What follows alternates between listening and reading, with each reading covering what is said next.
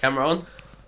Yes, the camera was on when I said it was on. Yeah, Amazing. Hey Niall, how are you? I'm very well. How are you? I'm really good, thanks. I'm really Great. good. So this is our new podcast. Yes, We're going to call it Above the Fold. it's a very good name. Thank you. You helped with the thought process behind the name. I'm glad I could help. That's great. So tell me a bit more about what Above the Fold actually means. Well, in the context of a website, Yeah. the above the fold section is the section that you can see on your mobile phone when you land on the page for the first time. Very cool. Very cool. So Above the Fold is what people are going to see as soon as they enter a website, and what they're going to see as soon as they enter the podcast. Wow, very clever. That's incredible. So let's start off. I want to make this podcast a little bit about what we're up to these days, which direction we're heading in our lives. Of course, we've recently started working together. So together meaning you're my employer. Wow. So tell me, why don't you kind of explain what your business is and what it's about, and then we can kind of go from there. Okay. Well, Creative E-commerce is the name of the business, and it's basically a web development agency Yeah, in the Shopify niche. very cool. So we build Shopify stores from scratch, or we improve existing ones. We try and emphasize increasing conversion rates. So you might call us a CRO agency, which stands for conversion rate optimization. Yeah, But we also do help brands with more general stuff as well, building new pages, creating subscriptions, options on the back end, building custom apps, really anything related to the Shopify store we help brands with. that's cool. And you have a background in like software engineering, though, right? So you can do a lot more than just a website. Yes, well, I have a degree in computer science, and I interned at a few different places in my second and third year at university. Then most of my career I've been a Shopify developer, but I've won a bunch of hackathons and stuff for other types of development, Web3, virtual reality, augmented reality, mobile applications, all those types of things. That's awesome. Yeah, that's the more exciting stuff, right? Maybe I shouldn't say that, but I remember when you were studying, you were doing some hackathons, and I remember seeing a couple of things which you developed, which were like VR simulators or emulators, I'm not sure what the word is, and you could actually go in and pick things up and adding new objects in as well. Yeah, I created a 3D metaverse type thing in virtual reality where you could connect your crypto wallet and then upload an NFT as a 3D object, which was really just like a cube or a sphere that had the NFT printed on it, and then you could hold that NFT with your hands for the first time, as opposed to it just being a 2D image on the screen. That's really cool. Maybe we can add that into the description as well if people want to take a look at it. Is it live at the moment? Well, I don't think it works anymore. I think the servers are dead, but yeah, you can watch some videos on it. That's cool. That's cool. I can add those into the description for us. Why not? That's cool. So really, I've come on board to the more business-orientated stuff, right? So we're not just doing projects now. We're looking to improve people's businesses and livelihoods by essentially making their websites much more profitable than they currently are. Yeah, well, that ties into increasing the conversion rates, but fundamentally the reason why anyone would change something on their website is to generate more revenue, because otherwise it doesn't make sense. Sometimes if they have money to burn, it might purely be about vanity, but most of the time it would be to increase revenue on the store. So we try and make recommendations around the types of changes that we feel will produce the greatest ROI. But ultimately, it's also up to the client in terms of what they're prioritizing right now as well. That's cool. So, I've forgotten what I was going to say. It happens sometimes. Don't worry about it. First time. We won't split this up either. This is all going to be This is how it will be seen. Absolutely, absolutely. It's wonderful. Yeah, it's great. It's really great. It's good. So we should have had more cameras set up. We should have one facing each other as well. we haven't got that many phones at the moment. I think you have that many phones. I've got my old iPhone, and you've got What iPhone is that? iPhone 12 Pro Max, Oh, right. So what's the new one called?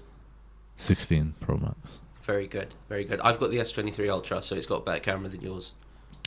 No, iPhone has the best camera. Okay, understood. That makes sense. So, what do you do when you're not working on websites? Well, I pretty much spend really all my time working on the agency, and I go to the gym, and that's kind of it. Really? Yeah. That's pretty cool. You think so? That's pretty cool. Yeah, I do Wow. try to get into the gym every now and again, Yeah. but work ends up getting in the way. But since we've been working, But you are taking like 1 to 2 calls a day. yeah, at the moment, yeah. Okay, so how does work get in the way? Well, historically it would, Okay. whereas at makes the sense. moment I haven't got a lot of an excuse. Okay. Yeah, so Makes I went sense. this morning. Yeah. Going to the gym is great. Wow. I don't train in the same way you train. I understand you like to mount other men Wow. and roll around on the floor with them, Great. get nice, hot, and sweaty, and, you know, essentially have a little bit of a meat party together. So that's how you want to do this. Well, I'm just trying to understand. What's the name of the sport? Brazilian Jiu-Jitsu. Right, not meat party. I'm really terribly sorry about that. Yeah. Terribly sorry. I about don't that. feel like it was a genuine mistake, but that's fine. Yeah, so Brazilian Jiu-Jitsu. That's correct. That's something which you've been doing for quite a few years now. Yeah, I think 6 years, maybe 7. That's fantastic. So when we grew up together, we did something called karate. I think the world is very well aware of karate, yes. So it wasn't so much actually fighting, it was more self-defense. I guess. Well, I mean, I think that's just marketing, but yeah. Well, what do you think karate is then? It's a type of martial art. Okay, so it's under the martial art. It's not a self-defense thing. What? Do you punch people in karate? I think if you're good enough, yeah. Do you kick people? I think if you've reached that level, yes. Okay, so if you walked up to someone and punched them and kicked them, would that be self-defense? That depends. Are they wielding a weapon? No, they're just waiting for a bus. Then I think we're crossing into combat sports. Okay, so yeah, I think the self-defense is more of a marketing spin to make people more comfortable sending their kids to the class. Yeah, there's actually a karate place down the road from me. Yeah, And- so I drove past it, yeah. Yeah. So actually, next door to that, there's a bathroom shop, Wow. and the owner of that bathroom shop's daughter actually drove into me on my motorcycle while I was sitting at some lights. Oh, it was her. Yeah, Wow, I didn't know it was her. yeah. I mean, really, really down to earth, lovely girl. So if you ever need a bathroom, I would recommend going to the shop. Get a discount. I wouldn't be going along that angle. I just think, family-owned business. Let's kind of support rather than Daughter going drove to. into you. Pardon? Daughter drove into you. Well, I think it was a genuine mistake. How do you accidentally drive into someone at lights? I won't go into the details of the incident, but ultimately She things was on. happened. She was on her phone, wasn't she? No, she wasn't on her phone. She was looking somewhere else. I think she was looking right at me, actually. Okay, so this is even more shocking then. How do you look straight at someone and also drive into them, also accidentally?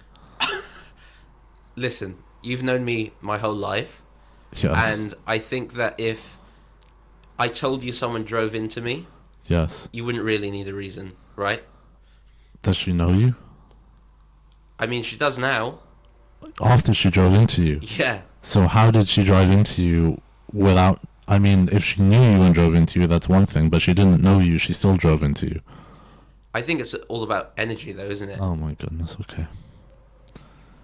So if I ever knew the bathroom, she's the person to talk to. I would say so. Okay. I got the impression that she was reliable. Okay. Yeah, in that moment. I don't get that impression. Like if someone drove into me, I wouldn't say they're reliable. I'd probably... You have had some people drive into you in the past, haven't you? Well, not whilst I was in the car. Well, actually, recently I did, yeah. I was driving... Yeah, I was in my Porsche as well, and the guy just drove into me, yeah. Just hit the car. Were you stationary or moving? Stationary. Really?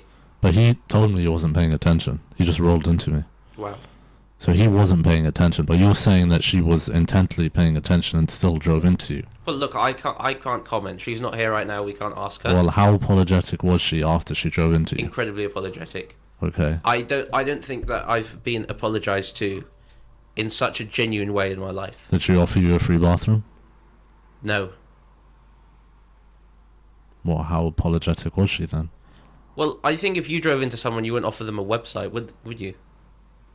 It depends. If I saw someone, and on a motorbike, keep in mind, they're not in a car, and I drove into them, I knocked them off the bike, and it was like a serious collision, and they wanted a website, I'd probably build them the website. But that wouldn't come up in conversation. No, but a bathroom might. On God's green earth, how would a bathroom come up in a conversation when someone hits you with a car? Because you might say, I was on the way to a showroom to see some taps for my bathroom when you hit me. Right. And she'll say, well, I own a bathroom company, or my dad does. I'll give you a free bathroom, seeing as you're renovating yours. I can see where that might come in, actually. Yeah. I mean, but under the same guise, you could say that I was just on my way to a Shopify expo. Do those exist? Not really. I mean, Shopify does one expo per year in different countries. It's not in the UK. What do you mean in different countries? Every year they do it in a different country. Okay, so it could be in the UK. No, because it was in the UK 2 or 3 years ago, so they're not coming back. It's like the Olympics. They're not coming back anytime soon. Right. Should we start a series, like a mini-series called the Shopify Olympics? You just got that idea? Absolutely. What would we do in the Shopify We would set Olympics? challenges for people with Shopify stores, like targets for them to hit, things which we could kind of challenge them to add into their own websites, things like that, and they could win prizes. It might require a bit more thought, but it's a good initiative. I think it's a great idea. Yes. Definitely a great idea. Wow. I think that's where the real benefit's going to be with us working together. So, I mean, in terms of career progression, as you know, mine hasn't been very orthodox. You know, started off as a blue collar, Wow. then tried out some white collar work, Wow. a couple of other businesses, and now I've landed with you. So good luck with that. But it means that my interpretation of things and, you know, the set of eyes that I have on these types of projects is something really valuable there. Do you think valuable, or do you think special? I think it's a combination. I think everyone's special in their own way, Niall. I agree, and I think you're very special. Thank you very much. That's very kind. Yes. Yeah. So, in terms of next steps, Oh my goodness. Okay. how would we get this Shopify Olympics off the ground? Okay. You're set on the Shopify Olympic idea. I tell you what, let's revisit this further down the line. Okay. This isn't a scripted conversation, but I did have some questions I kind of wanted to ask, Okay. and really we can go from there. All right. That's great. Yeah. So, I'd like you to tell me a little bit more about how you found growing the business from scratch, and how you found the transition from employment into running your own business. Well, I started off as a freelancer. I started off as a freelancer, and then I was full-time employed and a freelancer at the same time, but I was always doing freelance work. So I kind of always owned my own agency, depending on how you look at it, but I just didn't employ other people. So I always had clients. So that part wasn't new, but when you have an agency, you're doing it at scale. And to an extent, you remove yourself from service delivery. So I am still involved in service delivery, but it's a higher level. I don't write all the code. I don't make the designs. I kind of oversee the people writing the code and making the designs, and just make sure they do what they're meant to. So you have to learn management skills, and you have to learn how to train people as well. Part of that is about being an effective communicator and breaking things down, but also learning to keep people to keeping people to what they said they were going to do, and having difficult conversations with people when they fall short. But really the hardest thing about scaling the business, or really any business, is really the uncertainty of it, because you never really know what's going to work and what's not going to work. So in terms of how I found it, I guess haven't found it easy, but we've made it to this point, And I think if everything collapsed tomorrow, I would just start again and try again until I got it right. And I know now that I'm much better at attaining clients than I was previously. So I know if I did have to start again, then it would be pretty easy for me to book my calendar, get a bunch of clients that I could fulfill on my own, and then maybe get one other person to help me on it. So that makes things a little bit easier. So you're confident now that you're able to deliver a service that's worthy of, whatever fee is attached to your service currently, in terms of both the soft skills like the communication and the project management, as well as the actual work that you'd be carrying out. You have enough case studies, enough testimonials behind you to prove that the value add is, 10x on the cost of the actual service. Well, I guess that's part of it, but bigger than that, because I was always a developer. I always knew how to do most of this stuff when it came to the actual service delivery. Bigger than that is just sales and marketing, because you can sell anything, really. You could sell accountancy services, you could sell lawyer services, you could sell drainage, cleanage services, you could sell landscaping, whatever it is, but you have to be able to market it and sell it. And that's really the biggest skill that I learned over the first 2 years, was how to position my skill set in a way that people actually wanted to buy it. That's really interesting. So there's a lot of psychology that goes behind it. And I suppose holding yourself accountable as well. While you now have staff to hold accountable, and that can sometimes lead to difficult conversations, you kind of are still learning every day yourself. Yeah. Well, you never really know what to do most of the time. A lot of this stuff, there's not really a book that teaches you how to do it. So you kind of have to learn how to do it on the spot.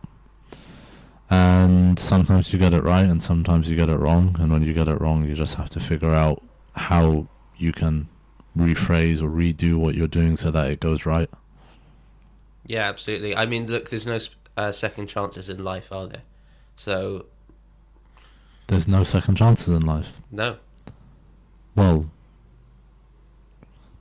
there's no... Do you mean there's no second life? Well, there's no second chances, are there, really? Well, yes, that's the whole point. You can try again, yes. Yeah, you can try again. Yeah, I see that. I see that. Because it sounded like you were like, if you get it wrong, then it's over. It's not over. Which is the opposite of what I've been saying for the last 5 minutes. No, absolutely. But what I'm getting at is there's no second chances.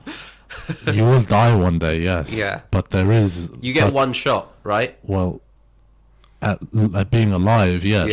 Sure, I get that. Exactly. But that's not what we're saying. I agree you will die, but you can also try more than once. Yeah. That's also possible. That's great. So it seems like we're on the same page. I don't know about that. But... No, that's great. Yeah, I mean, I think it's wonderful to see how you've grown into a business owner, and sort of, I'd say maturing is a little bit of a condescending term to use, especially as you're older than me, but just essentially seeing how you've developed into the person you are, and how running an agency has contributed massively to that as well, because you've kind of been put in some really tough situations, whether they are kind of just the way the cookie crumbled, as they say, or with really difficult clients, or big challenges that kind of came along unexpectedly. I think it's really good to see how you've progressed through them and come out stronger the other side, where you're now in a position where, as you say, you're confident if, for whatever reason, things ended tomorrow, you would be really comfortable just kind of getting straight back onto that treadmill and continuing. Yeah, I appreciate it. Yeah, that's fantastic. So I haven't actually had much experience running a business. Really? Yeah. Has that been obvious throughout the conversation? No, not at all. What can I say? Wow. What can I say? Wow. Lived many lives. So you do have a second chance? Not at life, one shot. Okay. One shot. Wow. One shot. So, where do you think... what would you say your plan is for the business? You've gotten to where you are now, and of course you want it to grow. But are there any other avenues that you might want to explore? And if it's not something that you kind of are willing to discuss now, that's absolutely fine. But I'm just trying to understand what is, because a little bit behind this podcast as well, I'd like this to kind of be a little bit of like just documenting this part of our lives, right? So I'm 26 now, you're 27. Yeah. It feels like yesterday we were 18, and I had it all set out, as I'm sure you did. You feel like, right, this is what I've worked to through my childhood. These are the expectations that have been set, either for me or by me, by adults that were around me at the time. And this is what I think I want to achieve in my life. And year on year, I've surprised myself because that end goal has always changed. And the way that I've handled myself through those challenges has equally changed.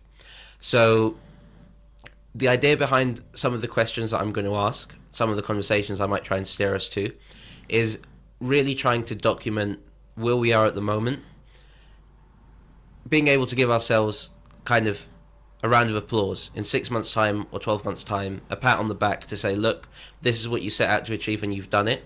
Or let's kind of take a closer look at how our vision changes over time. Does that make sense? Sure. Perfect. So kind of along the lines of that, have you got anything that's like some burning idea that's been inside you for however many years that you might be looking at exploring as a slightly different avenue at, any point in the short to mid future? Not really, to be honest, because I don't look that far into the future. I don't have a 5-year plan or a 3-year plan. I really just try and plan what's going to happen this month and maybe next month and at the most a month after. But like outside of a quarter, too many variables change for you to be able to plan 5 years in advance or 10 years in advance. So right now I'm just focused on the agency, and anything else is a distraction, really. Fair enough. Yeah, I mean, you're laser focused, Niall. I'll give you that. Well, you can only you can only give your attention to one thing at a time. If you try and spread it between multiple businesses or multiple objectives, then you have to let up on at least one of them. Yeah, unless you kind of have a group of people around you who you can delegate those tasks to. But again, as you say, I suppose then... Well, even then you need a driver behind the business. Yeah. So you can scale the business to a point and then put people in place to maintain it. But if no one's driving it, it won't grow. It will stay the same and very slowly die. So you need someone there to actually drive it. So if you're driving it, you can't drive two things at once. That makes sense. So how do you think these guys do it when they're running multiple businesses? Well, it depends, because people always inflate what they're doing. Like I could say, we've generated over $100 million in e-com sales, which is true, but also I don't have $100 million in my bank account. Or right now I could start up my own Shopify store, my own dropshipping store, and I could have like a small business on the side there. And then I could also set up some type of info space thing where like I'm selling like courses on how to start your own agency. And then I could also have the agency, and then I could call myself a serial entrepreneur. But realistically, if I just put all my time and energy into growing the agency, then that would give me the best returns. So the only time when people have multiple businesses that are successful is either if they invest in other people's businesses, so they have a driver, they have someone who's growing it, and then they come along and just provide some capital, in which case they technically own another business, but it's not their business, they're just benefiting from this driver. Or they become experts at scaling businesses to a certain point, and they scale the business to a point, put people in place to maintain it, and then scale another business to the same point. But unless you're able to scale a business, I think, to at least $1 million a year, but probably more along the lines of 10 million a year, I don't see a point in leaving that business or half-hearting that business to set up another business, because the scale is too small for it to make sense when you could take that extra energy and time and put it into the current business and get it to a place where it's doing between 1 and 10 million per year. That makes sense. I think that also it also matters what type of business it is, because some businesses simply aren't scalable, right? Some businesses can be extremely profitable, but the niche that you're in is just not big enough for you to reach that 10 million a year potential, but to live really comfortably on 1 million per year.